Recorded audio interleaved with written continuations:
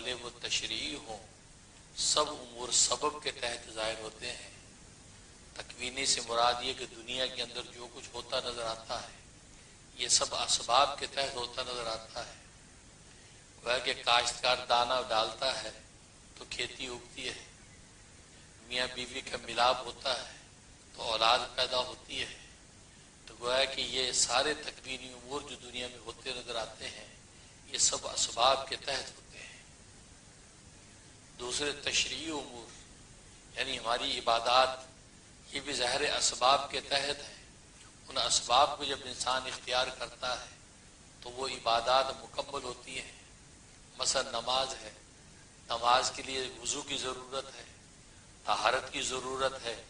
جب انسان ظاہری طور پر طہارت اور وضو حاصل کر لیتا ہے اب نماز کے لیے کھڑا ہونے کے قابل ہوتا ہے۔ روزہ ہے، سحری کر کے سارا دن بھوکا پیاسا اللہ کے لیے رہتا ہے، خواہشات سے دور رہتا ہے تو اس کا روزہ مکمل ہوتا ہے۔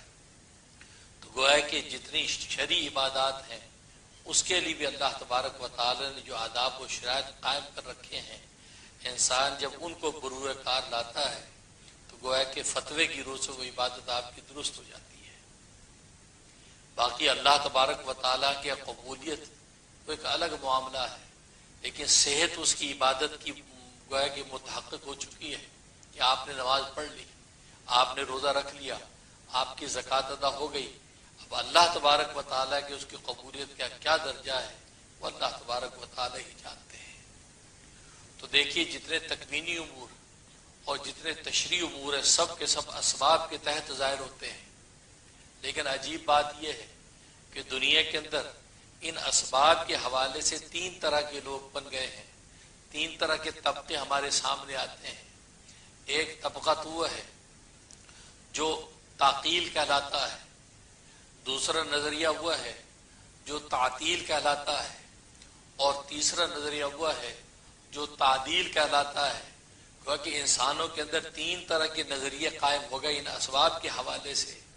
ایک نظریہ تعقیل کا ہے، تعقیل عقل سے، یعنی وہ مادی عقل کو بروئے کار لاتے ہیں، مادی عقل سے پوچھ کے چلتے ہیں، مادی عقل ان کو جو سبق دیتی ہے اس کو فالو کرتے ہیں، مادی عقل سے وہ جو دیکھتے ہیں مشاہدے میں جو آتا ہے اس کو حقیقت سمجھتے ہیں۔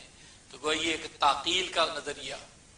دوسرا تعطیل کا نظریہ، یہ وہ لوگ ہیں جو مادی عقل سے نکل کے ایک غیب کے نظام پر ایمان یقینی رکھتے ہیں اور وہ دنیا کے ظاہری تدبیر و اسباب سے معطل ہو کر بیٹھ جاتے ہیں، اس کو تعطیل کہتے ہیں۔ یہ وہ لوگ ہیں کہ جنہوں نے دنیا کی مادیت کو ٹھوکر مار دی اور ایسی رہبانیت اختیار کر لی کہ گھر بار کو چھوڑ کر جنگلوں کے اندر جا بسے، پہاڑوں اور غاروں کے اندر جا کے آباد ہو گئے، کہ جس کے بارے میں یقیناً اسلام نے کہا تھا لا رہبانیت فی الاسلام، اسلام میں رہبانیت نہیں ہے، ہاں الربانیت فی الاسلام، اسلام میں ربانیت ہے، رب کی ہو کر دنیا کے اندر رہو، دنیا کو چھوڑ کر جنگلوں میں نکل جانا یہ اسلام کا وتیرہ نہیں ہے۔ تو گویا کہ ایسی گویا کہ دین سماوی بھی ہوئے کہ جنہوں نے تعطیل کا نظریہ اختیار کیا، انہوں نے جنگلوں کے اندر زندگیاں گزاری۔ کتنے ایسے پادری، کتنے ایسے بھکسو جو بھکسو بن کے جنگلوں کے اندر زندگیاں گزارتے ہیں اور دنیا کے مادیت سے دور ہو جاتے ہیں، وہ شادی بیاہ نہیں کرتے ہیں، نکاح نہیں کرتے ہیں۔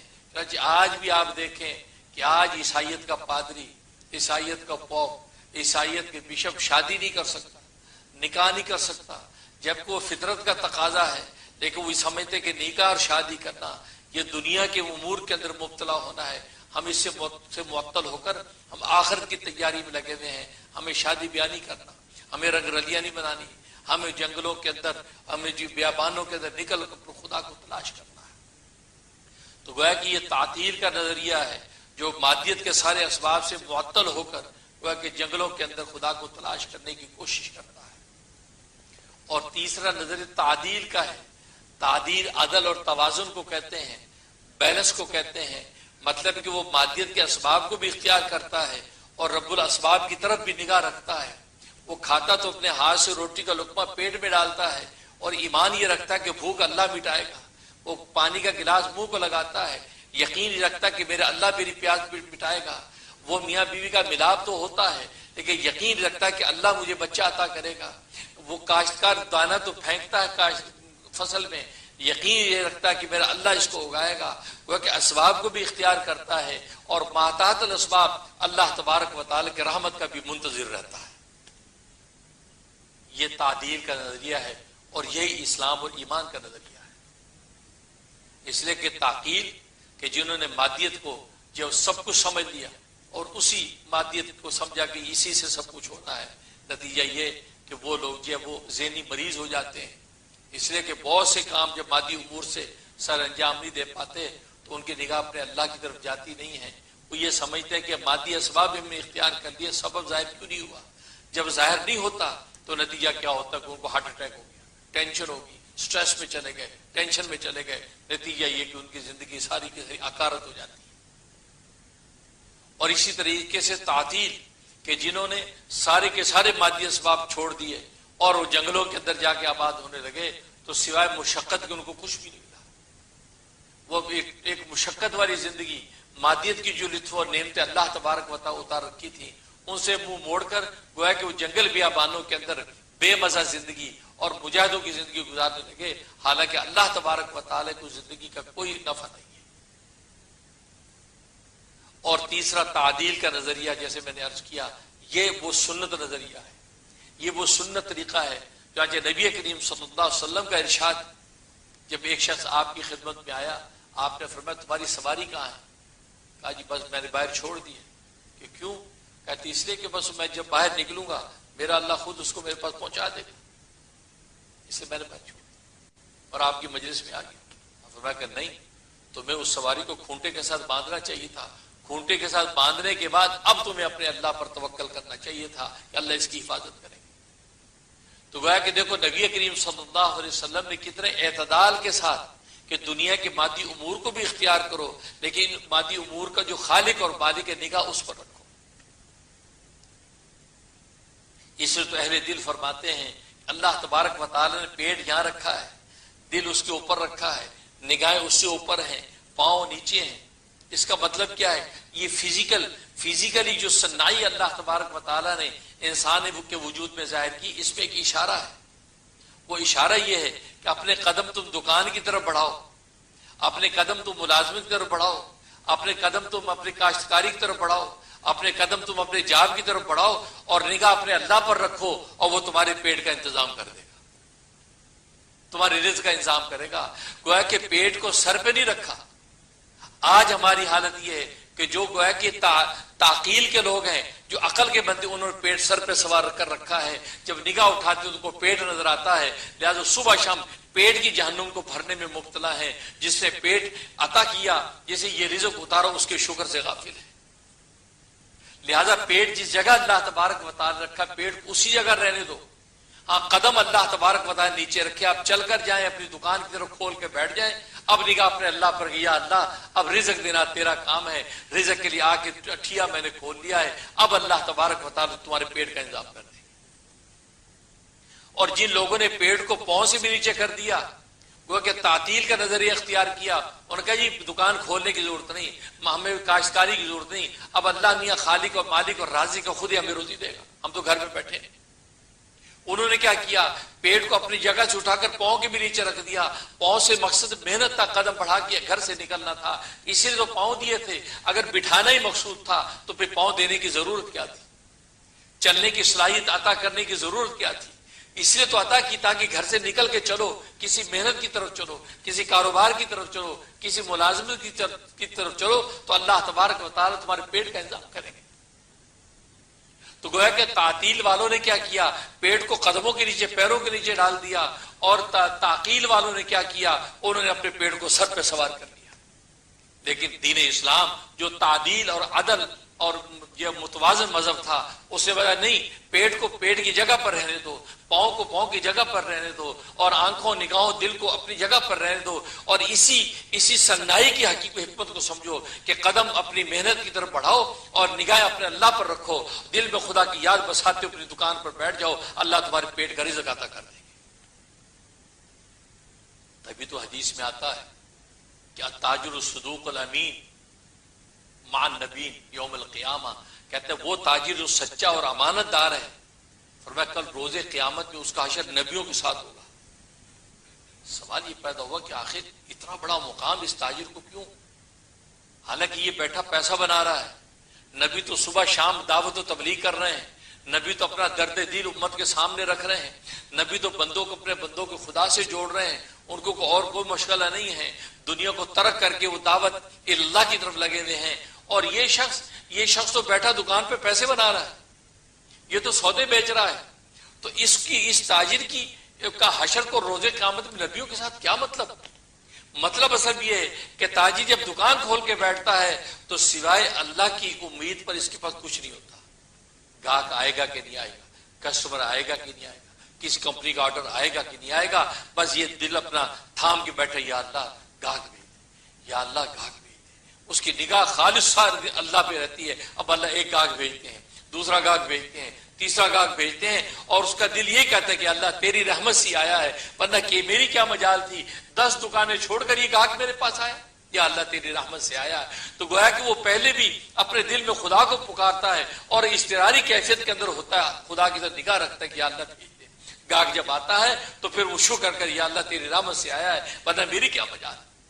تو گویا کہ دیکھو اس دوران تجارت میں اس کا ایمان و توکل کیسا کہ سوائے خدا کے کسی کو دیکھتا نہیں، سوائے خدا کی اس کی کہیں نگاہ نہیں ہے، پر یہ جو ایمان و توکل ہے گویا کہ اس کی مماثلت نبیوں کے ایمان و توکل کے ساتھ بن جاتی ہے، تبھی اللہ تبارک و تعالی اس کا حشر پر روز قیامت میں نبیوں کے ساتھ کرتے ہیں۔ اس لیے تعدیل کا نظریہ، تو دین اسلام نے تعدیل کا نظریہ دیا کہ دکان کھولنا تمہارا کام ہے اور رزق بھیجنا اللہ کا کام ہے۔ تو یہ تعدیل کا نظریہ، اور ظاہر ہے کہ دنیا کے اندر انسان کو 2 طرح کے امور پیش آتے ہیں۔ بعض امور تو وہ ہوتے ہیں جو اختیاری ہیں، بعض امور ہیں جو غیر اختیاری ہیں۔ اختیاری امور کا مطلب ایسی آفتیں، ایسی مصیبتیں، کیوں کہ حالتیں 2 ہی ہیں، یا انسان پر خوشی کی حالت ہے یا غمی کی حالت ہے، یا اس پر خوشی کی حالت ہے تو شکر کرتا ہے، غمی کی حالت ہے تو صبر کرتا ہے۔ تو 2 طرح کے حالات آتے ہیں، اور جیسے میں نے عرض کیا تھا کہ خوشی کے حالات جب آئیں انسان پھر بھی حواس اس کے بحال ہوتے ہیں، پھر بھی سوچ سمجھ کے کوئی قدم اٹھاتا ہے، لیکن غم اور دکھ کو اس کے اوپر آ جائے، کوئی آفت اور مصیبت آ جائے تو عام طور پہ دماغ انسان کا جو وہ معطل ہو جاتا ہے، دماغ اس کا معوف ہو جاتا ہے، اس کو سمجھ نہیں آتی اس غم اور صدمے میں کیا کہے کیا نہ کرے۔ اس وقت انسان تجاوز کرتا ہے حدود سے، کہیں اللہ کی شکایت کرتا ہے، کئی بندوں سے شکوہ کرتا ہے۔ اس وقت چونکہ یہ کیفیت ہو جاتی ہے تو اس وقت دین اسلام نے جو تعلیم دی وہ کمال کی تعلیم دی، کیونکہ اس وقت جو بندے کو سنبھالنا جب وہ غم اور صدمے میں، وہ ہر ایک کا بس نہیں ہے۔ خوشی میں تو بندہ خود اپنے آپ کو سنبھال بھی دیتا ہے، غم اور صدمے میں سنبھالنا مشکل، تو دوسرے لوگ اس کو سنبھالتے ہیں۔ تو دین اسلام نے اس وقت تعلیم دی کہ جب تم پر کوئی آفت اور مصیبت آ جائے تو تم کیا کرو۔ تو دین اسلام نے گویا کہ 6 طرح کی ہدایات دی۔ سب سے پہلی ہدایت دی صبر کو، سب سے پیشنس، صبر کا دامن ہاتھ سے نہ جانے دو۔ اور صبر کسے کہتے ہیں؟ صبر کہتے ہیں کہ نہ اللہ سے شکوہ نہ بندوں سے شکایت، بس اس کو کہتے ہیں صبر جمیل۔ جیسے یعقوب علیہ السلام نے فرمایا تھا کہ میں صبر جمیل کرتا ہوں، فصبر جمیل۔ صبر جمیل کا مطلب نہ اللہ سے شکوہ نہ بندوں سے شکایت۔ اگر بندوں سے شکایت تو پھر وہ صبر جمیل نہیں ہے، اللہ سے شکوہ تو پھر صبر جمیل نہیں ہے۔ صبر جمیل یہ ہے کہ اللہ سے بھی کوئی شکوہ نہیں کیا، اللہ آپ نے مجھ پر یہ آفت کیوں اتارا، میں نے کس کا کیا بگاڑا، نہیں، اللہ سے شکوہ نہیں۔ کیونکہ اللہ سے یہ سوال کرنا بے وقوفی کی بات ہے، کیونکہ اللہ تبارک و تعالیٰ آپ کی حالت کو جانتا ہی ہے۔ آپ نے کسی کو دکھ نہیں دیا، آپ نے کسی کو تکلیف نہیں دی، آپ تو لوگوں کے دکھ خود برداشت کرتے ہیں، پھر بھی آفتیں آ رہی ہیں تو اس کا مطلب اللہ پہلے سے جانتا ہے، پھر بھی آفت بھیجی ہے تو اس کا مطلب اللہ تبارک و تعالیٰ نے تمہارے لیے خیر کا راستہ رکھا ہے۔ لہذا اللہ کو یہ اطلاع دینے کی ضرورت ہے کہ یا اللہ میں نے کسی کا کیا بگاڑا ہے۔ اور مخلوق سے بھی کوئی شکایت نہیں کہ یار دیکھو یہ کیا ہو رہا ہے، یار میرے ساتھ دیکھو یہ کیا ہو گیا، یار دیکھو کیا ہو گیا، ہر ایک کو سناتا پھرتا یار میرے ساتھ یہ، کوئی ضرورت نہیں، بس انتظار کرے اللہ تبارک و تعالیٰ کی رحمت کا۔ یہ صبر جمیل۔ روایات میں آتا ہے، تفسیر مزری میں علامہ ثناء اللہ پانی پتی رحمۃ اللہ روایت نقل کی ہے، حضرت یعقوب علیہ السلام ان کا بیٹا جب یوسف علیہ السلام گم ہو گئے اور 23 سال ہو چکے تھے اس وقت. 23 سال روایت میں آتا ہے 40 سال کا ٹوٹل عرصہ تھا. 23 سال کا عرصہ گزر چکا تھا اور آپ صدمے اور غم سے بے حال ہو چکے تھے. صبح شام روتے رہتے, آنکھوں پہ سفیدی اتر آئی, ہڈیوں کا ڈھانچہ بن گیا, کمزور ہو گئے. ایک دن گھر سے باہر نکلے ایسے ٹہلنے کے لیے, تو پڑوسی سے ملاقات ہوئی. پڑوسی کہا یعقوب خیریت, طبیعت صحیح ہے, آپ کی کیا حالت ہے؟ آپ تو بالکل اتنے کمزور ہو گئے, ہڈیوں کا ڈھانچہ, اور آنکھیں آپ کی کیسی ہو گئی, سب ٹھیک تو ہے؟ کہا کہ ٹھیک کیا ہونا, 23 سال ہو گئے میرا یوسف مجھ سے جدا ہو, 23 سال ہو گئے میرا یوسف مجھ سے جدا ہو گیا.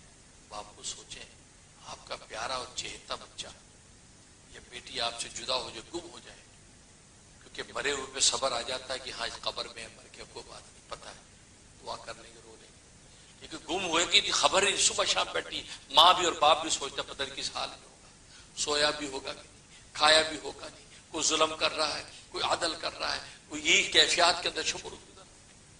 بھائی اتنی بات کہی کہ میرا بیٹا 23 سال ہو گئے گم ہو گیا اور ابھی تک ملا نہیں ہے. اسی صدمے نے مجھے بالکل بلا دیا.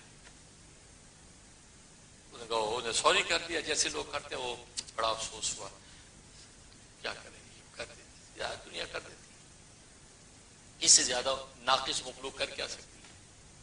واپس جیسے گھر میں آئے اللہ تبارک و تعالیٰ کی طرف سے وہی آ گئی. کہا کہ یعقوب ہماری شکایتیں پڑوسیوں کو کرتے ہو, کیا بگاڑ لیں گے تیرے پڑوسی؟ ہماری شکایتیں پڑوسیوں کو کرتے ہو, تمہارے پڑوسی ہمارا کیا بگاڑ لیں گے؟ اللہ اکبر, سجدے میں گر گئے, یا اللہ مجھے معاف کر دے, میں نے کوئی شکایت نہیں کی, اس نے پوچھا تو میں نے بتا دیا. کیا دنیا کو سناتے پھرتے ہو کہ یہ غم آیا؟ کیا یہ دنیا والے غم مٹا دیں گے, تم سے ہٹا دیں گے؟ جو 23 سال تک نہیں ہٹا سکے تو اگلے 23 دن میں ہٹا دیں گے؟ بس یہ ہے نبیوں کا توکل ایمان.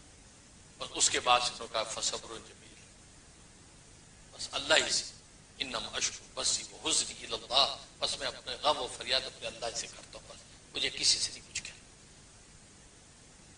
تو بھئی یہ نبیوں کی یہ قصوں سے مقصود کہ آج ہمیں سبق دینا مقصود ہے.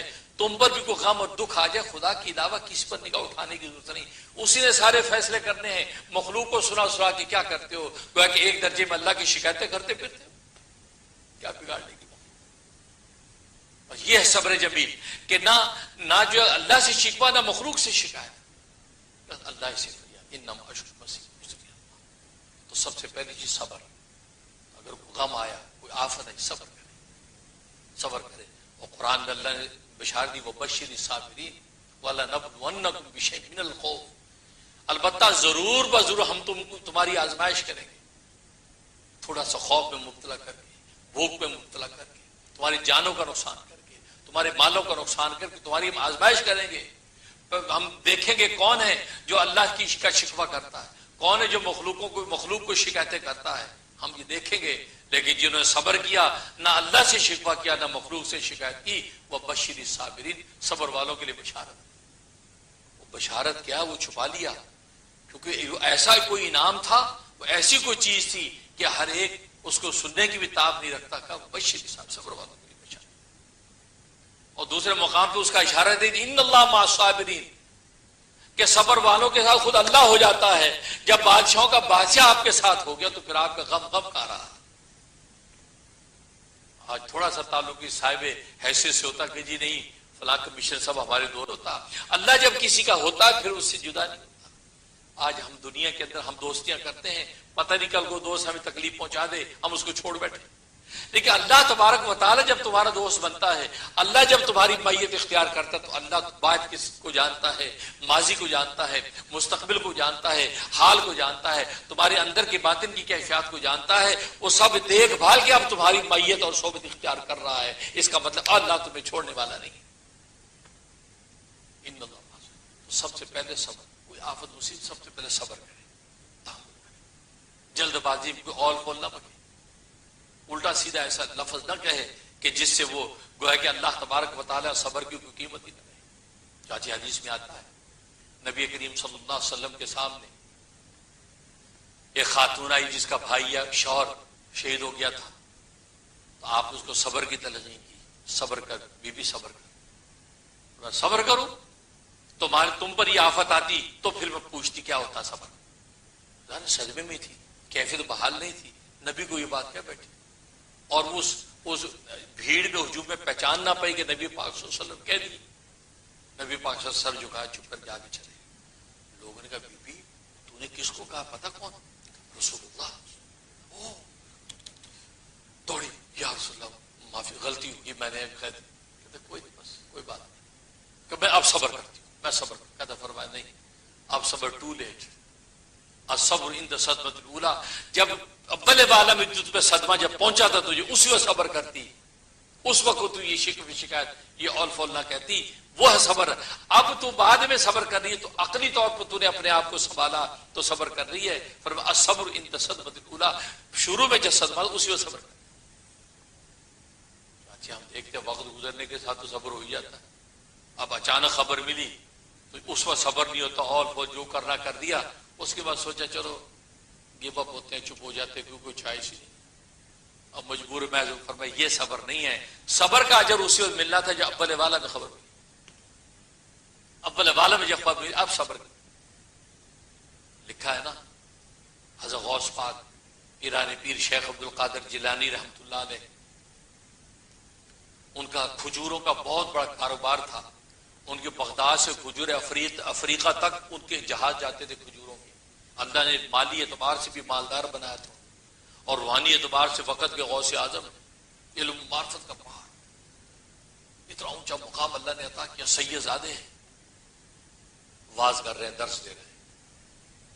تو کمپنی کا مینیجر آیا, چپکے سے کان میں کوئی بات کہی. حضرت فرمایا, سر جھکا, فرمایا الحمدللہ, اتنی بات نہیں, چلا گیا. پھر آپ نے بات شروع کر دی. تھوڑی دیر کے بعد پھر آیا, کان میں کوئی بات نہیں, آپ نے سنا, مراقب ہوئے. فرمایا الحمدللہ. اب ظاہر ہے کہ بہت سے ایسے مریدین متوسلے ہوتے, کہتے یار کمال ہے, پہلے آیا تو آپ نے الحمدللہ, پھر آیا پہ آپ نے الحمدللہ. خیریت نہیں, اصل قصہ کیا ہے تو کو بول پڑا کہ حضرت معافی چاہتے ہیں, حضرت یہ کیا معاملہ کیا ہے, آپ نے 2 دفعہ الحمدللہ کیا, خیریت کیا بات ہے. کہا کہ اصل میں بات یہ ہے کہ میری کمپنی کا مینیجر ہے, یہ مجھے یہ اطلاع دینے آیا تھا کہ تمہارا جو کھجوروں کا یہاں سے بحری جہاز افریقہ گیا تھا تو وہ وہاں بالکل لنگر انداز ہونے کے وقت میں ڈوب گیا سارا جہاز. لاکھوں درہم دینار کا جہاز کھجوروں کو ڈوب. تو یہ مجھے پہلے اس نے اطلاع دی تھی تو میں نے اس پر الحمدللہ کہا تھا. پھر تھوڑی دیر کے بعد آ کے اس نے اطلاع دی کہ نہیں وہ خبر غلط تھی حضرت, ماشاءاللہ خیر و عافیت سے وہ لنگر انداز ہو گیا, مال ماشاءاللہ جزیرے پہ اتر گیا. تو میں نے یہ سنا تو میں نے الحمدللہ کہا. اب ظاہر ہے کہ مرید تو منچلے ہوتے ہیں. کہا حضرت یہ کیا بات ہوئی, غم کی خبر ملی تو بھی الحمدللہ, اور خوشی کی خبر ملی تو بھی الحمدللہ. تو آپ نے دونوں خبروں پر الحمدللہ کیسے کہہ دیا, جبکہ غم میں تو لوگ کہتے ہیں انا للہ, یہ کہتا گھبرا, او انا للہ, یوں کہتا. آپ نے اس پر بھی الحمدللہ کہا, اور جو دوسری خبر خوشی کی ملی اس پہ بھی الحمدللہ. حضرت اس میں کیا راز ہے؟ اللہ والوں میں اور ہم میں فرق یہ تو ہوتا ہے, بظاہر ان کی 2 ہی آنکھیں ہوتی ہیں ہماری طرح, ان کے بھی 2 ہی کان ہوتے ہیں ہماری طرح, ان کی بھی 1 ہی زبان ہوتی ہے ہماری طرح. ہماری طرح ان کا سراپا ہوتا ہے, لیکن اندر کی کیفیات آسمان و زمین کا فرق ہوتا ہے. اندر کی کیفیات کا عالم یہ ہوتا ہے کہ آسمان کے فرشتے ان کو مسافر کرتے ہیں. گویا کہ ایسے ہی جیسے بلی اور شیر دونوں ایک جیسے نظر آتے ہیں, لیکن بلی گلیوں میں ہزاروں پھرتی ہے, جنگل کا شیر بادشاہ ہوتا ہے. بظاہر ایک جیسے ہیں. آج ستی نگاہ کے لوگ کہتے ہیں جی چھوڑو جی کیا ہوا, ولیوں کو تم نے سر چڑھا رکھا ہے, وہ کیا ہوتے ہیں ولی شلی. ادا یہ قرآن سے پوچھا لا ان اولیاء اللہ لا خوف علیہم ولا هم يحزنون. قرآن اولیاء اللہ کا مقام بیان کر رہا ہے, اور تم کہتے یا ولی ہمارے جیسے تو کھاتے ہیں پیتے ہیں پہنتے اڑتے ہیں. یہ توہین کی بات ہے. کیوں کہ اندر کی کیفیات پر فیصلہ ہے. ظاہری سراپا دیکھو گے تو بڑوں کا ایک جیسا نظر آتا ہے, لیکن اندر کی کیفیات کا فرق ہے. ان کا ایک سجدہ ساری کائنات کے سجدوں پر بھاری. تو خیر,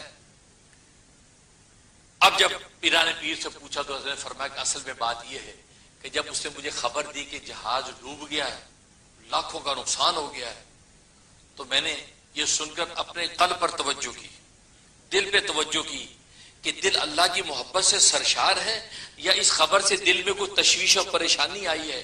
تو میں نے غور کیا کہ دل میں کوئی پریشانی نہیں تھی، دل میں کوئی پریشانی نہیں تھی. وہ اللہ کی محبت میں سجدہ ریز ہے، اللہ کی محبت میں مست ہے.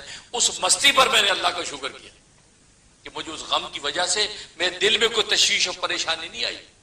جیسے آج ہم پہ پریشانی آ جائے تو کئی کے وقتوں کی نمازیں چھوٹ جاتی ہیں، کئی کے وقتوں کے روزے چھوٹ جاتے ہیں، کئی کے وقتوں تلاوتیں چھوٹ جاتی ہیں. کہا میاں نماز پڑھ لو، کہ یار تم نماز کی بات کرتے ہو؟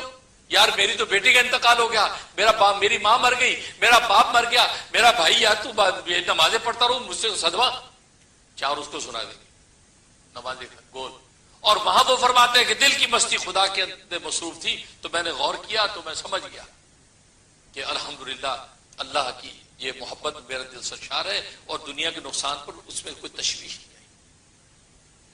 پھر جب اس نے آ کے مجھے اطلاع دی کہ ماشاءاللہ خیر و عافیت کے ساتھ جو آپ کا جہاز لنگر انداز ہو گیا، تو پھر میں نے اپنے دل کی کیفیت کو دیکھا کہ وہ اسی طرح اللہ کی محبت میں مست سرشار ہے کہ یا اس کے اندر اس مال کے بچنے پر تھوڑی سی خوشی کی کیفیت ہے. تو میں نے دیکھا وہ اسی طرح اللہ کی محبت میں مست ہے. اس مستی پر میں نے شکر کیا. دونوں صورتوں میں ایک ہی کیفیت پر شکر ہو رہا ہے کہ اللہ تبارک و تعالیٰ کی مستی میں. تبھی تو پیران پیر شیخ عبد القادر جیلانی فرمایا کرتے تھے کہ دستکار میں دل یار میں، دستکار میں دل یار میں، ہاتھ تمہارے جو کام کاج کے اندر ہوں اور دل یار کے اندر مشغول ہو. یہ ہے مومن کی شان، یہ ہے مومن کی شان. پیران پیر شیخ عبد القادر جیلانی رحمۃ اللہ علیہ کو کسی نے چینی آئینہ، چین کا بنا ہوا آئینہ تحفے میں دیا، جس میں شیشہ دیکھتے ہیں، شکل دیکھتے ہیں، مرر، وہ تحفے میں دیا. تو حضرت نے وصول کر کے خادم سے کہا کہ بھئی اس کو کسی اچھی جگہ پہ رکھ دو. انہوں نے رکھ دیا. اب 2-4 دن گزرے تو حضرت کو خیال آیا کہ بھئی لاؤ ذرا وہ شیشے لے کے آؤ، چینی ذرا دیکھنا ہے. ذرا داڑھی واڑی سنوارنا، ماما سنوار رہے، شیشہ دیکھ، سنت کی یہ شیشہ دیکھنا، وہ لے کے آؤ. وہ کہیں لا رہا تو اس کے ہاتھ سے چھوٹ گیا، ٹوٹ گیا، ہاتھ سے ٹوٹ گیا. اب وہ تو کانپ رہا، پریشان، اب کانپتا ہے. حضرت فرمایا لاؤ شیشہ. اب اس نے کیا بات کہی؟ اس نے از قضا آئینہ چینی شکست، از قضا آئینہ چینی شکست. حضرت وہ چینی جو آئینہ تھا، اللہ کی مرضی قضا و قدر، وہ ٹوٹ گیا، وہ ٹوٹ گیا. یہ بات اللہ اکبر. میرے تیرے جیسے ہوتے وہ برس پڑتے، نالائق، چین کا آئینہ تو ہو گیا، تحفے کا آئینہ تو یہ سو باتیں کرتے. اللہ والے تو کسی اور جگہ دیکھتے ہیں. اور میں خوب شد اسباب خود بھی نہیں شکست. اپنے آپ ہی کو دیکھنے کا اسباب ٹوٹ گیا، بہت اچھا ہوا. بندے کی بندگی کیا ہے؟ اپنے آپ کو دیکھے. بندے کی بندگی تو یہ کہ اپنے خدا کو دیکھے، اپنے خدا کو دیکھ چلے. یہ بندگی، یہ کیا بندگی ہوئی؟ اپنے آپ کو دیکھا جا رہا ہے. کہ تو خوب شد اسباب خود بھی نہیں شکست. اپنے آپ کو دیکھنے کا اسباب ٹوٹ گیا، بہت اچھا ہوا. بندے کا کام تو خود اپنے غیر کو دیکھنا ہے، نہیں خدا کو دیکھنا ہے. تبھی نماز میں ہے تو مشاہدے کے مقام سے، یعنی اللہ کو دیکھ کے نماز پڑھ رہا ہو، اور مشاہدے کا مقام حاصل نہیں تو مراقبے کا مقام اس نیت سے نماز پڑھتے اس کا اللہ اس کو دیکھ رہا ہے. تعبد اللہ کأنک تراہ، کہ تو عبادت کر اللہ کی اس طرح کہ گویا کہ تو اللہ کو دیکھ رہا ہے. فإن لم تكن تراه فإنه يراك، اگر تو نہیں اس کو دیکھ سکتا تو یہ سوچ کہ اللہ تجھے دیکھ رہا ہے. تو نگاہ اللہ پر ہے. فرمایا کہ خوب شد اسباب خود بھی نہیں شکست. یہ اللہ والے، یہ اللہ والے. لکھا ہے میرے دادا پیر قطب العالم حضرت شیخ الحدیث مولانا محمد زکریا کاندلوی مہاجر مدنی قدس سے شروع فرماتے ہیں کہ میرے ایک خادم تھے، قالب عبداللہ نام تھا اس کا. کہتے وہ کہیں نہ کہیں بے عقلی کر جاتا تھا. اس لیے لکھا کہ بزرگوں کی خدمت سب سے مشکل کام ہے. لوگ اس کو بہت آسان سمجھتے لیکن بزرگوں کی خدمت سب سے مشکل کام ہے. کہ پتہ نہیں خادم کی کس بے تمیزی سے بزرگوں کے دل میں کدورت آ جائے، ان کو تکلیف پہنچے، اس تکلیف کا اتنا نقصان آپ کو ہو جانا کہ آپ کی خدمت سے اتنا نفع نہیں پہنچے گا. مشکل کام. اب وہ کوئی نہ کوئی بے تمیزی کر دیتا ہے. تو ایک مرتبہ کہتے کہ جب اسے کوئی بے تمیزی کی مجھے پتہ چلا، میں کہا عبداللہ تجھے کب تک میں بھوکتوں، تیری بے تمیزیاں میں کب تک بھوکتوں، مجھے معاف کرتا رہو ہمیشہ، تجھے کتنی بے تمیزیاں کرنا. تنگ آ کے بات کہی. تو کہتے میرے ساتھ بھائی جان بیٹھے تھے، دعوت تبلیغ کے بڑے حضرت جی حضرت مولانا یوسف صاحب کاندلی رحمۃ اللہ علیہ، ان کے چچا دار بھائی ہیں. بانی تبلیغ مولانا الیاس صاحب رحمۃ اللہ علیہ، یہ جو ہے چچا ہیں حضرت شیخ الحدیث مولانا محمد زکریا کاندھلوی کے، اور مولانا یوسف صاحب مولانا الیاس صاحب کے بیٹے ہیں، اور مولانا الیاس صاحب کے بڑے بھائی مولانا یحییٰ صاحب کاندھلوی حضرت شیخ الحدیث زکریا کے جو والد، تو وہ مولانا یوسف صاحب بیٹھے تھے، تو انہوں نے فرمایا کہ زکریا اتنی بھگت جتنی آگے بھگتوانی ہے، یعنی روز معاشر میں اللہ کے سامنے جتنی تو نے معافیاں مانگنی ہے نا، اتنی معافیاں اس کو بھی کرتا رہے، تو اپنے محتاج کو معاف کرے گا، کل روز قیامت اللہ تجھے معاف کرے گا۔ تو اللہ والوں کی نگاہ تو ادھر ہوتی ہے، تو حضور کے مقام پر ہوتے ہیں، جیسے لکھا ہے نا قرآن کریم میں، حضرت سلیمان علیہ الصلوۃ والسلام نے حدود پر جب غضبناک ہوئے تو حدود کہاں ہیں، غیر حاضر کیوں ہیں، لے کے آؤ، یا تو آج میں اس کو ذبح کر دوں گا یا سخت سزا دوں گا، غائب کیوں ہے، حدود کو ڈانٹا۔ اب حدود جب واپس آیا، وہ تو ملکہ سبا کی خبر لے کے آیا تھا، جب پہنچا تو سارے پرندے اکٹھے ہوئے، آج تیری خیر، جیسے ٹیچر غصے ہو کلاس میں ڈنڈا لے کے بیٹھا ہو تو سارے کلاس میٹ کا دل ہے بھی آج مارا گیا، تیری جو پٹائی استاد جی بڑے غصے میں، کہا کہ حدود آج تیری خیر، آج تو تجھے تیرا گلا کاٹیں گے، بڑے غصے میں بیٹھے، تو غائب ہے، پریشان۔ اب کیا اس نے کیا کیا، اس کو پتا تھا نبی ہیں، نیرے بادشاہ نہیں ہے، نبی بھی ہے، اس نے اپنے پر یوں لٹکائے، گردن نیچے کی، پیر لٹکائے، یوں گھسٹتا گھسٹتا حضرت کے سامنے آ رہا ہے، تخت شاہی کے پاس آیا، آپ نے اس گردن سے پکڑا، بتا کہاں تھا تو، کہاں گئے، وہ کانپ رہا ہے، فرمایا کہ حضرت آپ ذرا تحمل کریں، کل روز قیامت میں اللہ کے سامنے آپ کھڑے ہوں گے تو آپ کی کیا حالت ہوگی، آج میں آپ کے سامنے کہا کہ آپ اللہ کے سامنے کھڑے ہوں گے تو آپ کی کیا حالت ہوگی، تحمل سے میری بات تو سنیں۔ میدان حشر یاد کرا دیا اور رب کائنات کا جلال یاد کرا دیا، تو حضرت کی کیفیت ہی بدل گئی، فوراً چھوڑ دیا، کہا کہ صحیح کہتا ہے، آپ تعبیر ہو گئے کہ میں اپنے محتاط بھی اتنا غضبناک ہوں، اللہ کے ہم محتاط ہیں، وہ غضبناک ہوا تو پھر کون چھڑانے والا ہے۔